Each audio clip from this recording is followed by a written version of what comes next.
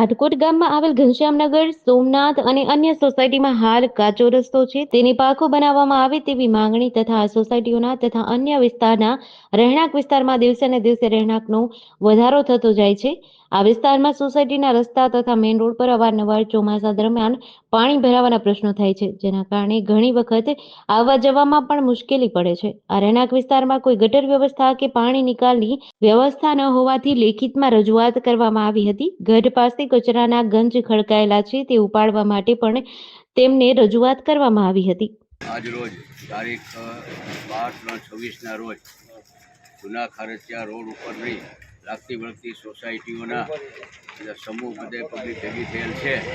એમાં વિકટ 3 પ્રશ્ન છે કે જે ગેટની પાછળ જે આપણે વિડીયો ઉતારેલ છે અને જાહેર કરેલ છે અને મૌખિક રજૂઆતો કરેલ છે કે ભાઈ આ કચરો ભરો, અહીં ઢોર ઢાકર, અહીંયા બૈરા નીકળી શકતા નથી, નાના બાળકો જઈ શકતા નથી, ગંદકીવાળો છે અને ગામના જે લોકલ સફાઈ કામદારો છે એ લોકો એના ટેમ્પા અહીંયા ઠલવે છે.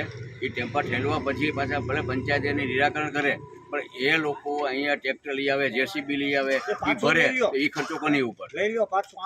સફાઈ કામદારને આપણે જે પૈસા આપીએ છીએ સફાઈના, તો એ લોકો અહીંયા નાખે છે.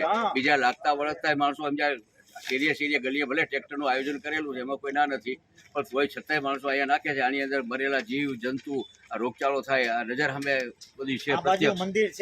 આના માટે નિરાકરણ કરવા માટે આજરોજ અમે પંચાયતને આવેદનપત્ર આપીએ છીએ અને ધાર્મિક સ્થળ સ્વામી મંદિર બાજુમાં બૈરાઓનું આવેલું છે અને આ જાહેર રસ્તો છે. 5 સોસાયટીની પબ્લિક અહીંયા રહે છે.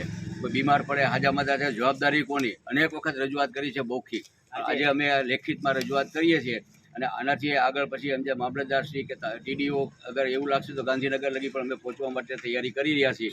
માટે જેમ બને મારું તાત્કાલિક નિરાકરણ થાય અને જેનો પ્લોટ હોય કે અગર જે કંઈ પરિસ્થિતિ હોય એનું નિરાકરણ કાયમી ધોરણે કરવા વિનંતી છે. અને એવું હોય તો તમે એક સીસીટીવી કેમેરો પંચાયત લગાડી દઈએ, જે લીમલી પીપલી ચોકમાં છે પ્લોટ, એમાં એ લોકો માર્યું જ છે કે ભાઈ અહીંયા કોઈ કચરો નાખશે તો 1000 રૂપિયા પેનલ્ટી લાગશે. તો આવી કંઈ પણ વ્યવસ્થા કરીને અને નિકાલ કરવો. બાકી આમાં જો કોઈ પણ બાળકો કે બીમારી કે કોઈ બૈરાઓને કે મોટાને કે થાય આવો જો રોગચાળો ફાટી નીકળશે, એના માટે જવાબદાર કોણ?